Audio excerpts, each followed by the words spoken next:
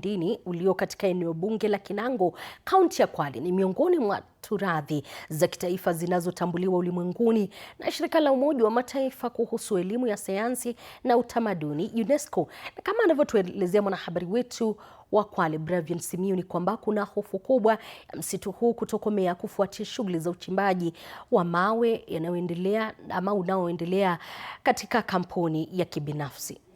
Unapofika katika kijiji cha Takawa, eneo bunge la Kinango, hii ndiyo hali unayokumbana nayo karibu na msitu wa Kayagandini. Hapa baruti zinatumika kupasua mawe katika kiwanda cha kutengeneza kokoto kinachomilikiwa na bwenyenye mmoja. Vile anafanya hii kazi yake hapa, huyu mtu wa hii timbo, tunaona mambo yanaharibika kwa sababu ya msitu vile unaharibiwa. Tukaona kwamba mazingira ndio nini, kwa sababu kilipoa ile bomu yake inabomoa mpaka misitu kule ndani, mawe inatoa kule ndani ya msitu. Wakazi wanadai kuwa tayari shughuli hizi zinaathiri pakubwa juhudi za upanzi wa miti na uhifadhi wa mila na utamaduni wao. Kuna wenye wanakata miti kutumia panga, kuna wenye wanakata miti kutumia msumeno.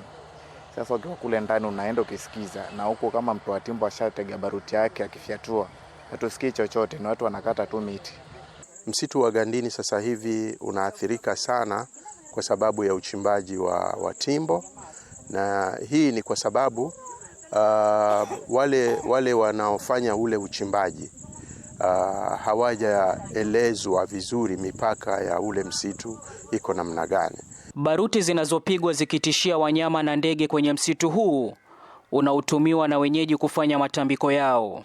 Mwezi wa 3 tunaanza mambo ya tambiko, lakini hata mwaka huu hawatukufanya kwa sababu ya hiyo misinga yake. Kwa hivyo tunasikitika sana. Tumeomba tukule nje, lakini kwa ndani hatukuingia. Kuna viumbe hai kwa msitu vimehama. Tulikuwa tuna mbega, wamehama kwa sababu ya hizo baruti ambazo zinaingia kwa msitu. Mizizi ya miti yetu mikubwa, miti inakauka kwa sababu ile ikilipuliwa inakata mpaka miti ile mawe. Wenyeji hawa wanalaumu mamlaka ya kutunza mazingira nchini NEMA kwa kuruhusu uchimbaji huu kuendelea. Sasa wanaitaka serikali kupitia Wizara ya Ardhi kutathmini upya mpaka wa kiwanda hiki na msitu wa Kayagandini.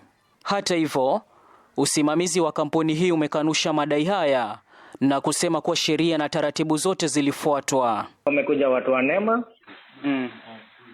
Yeye pia nimeita.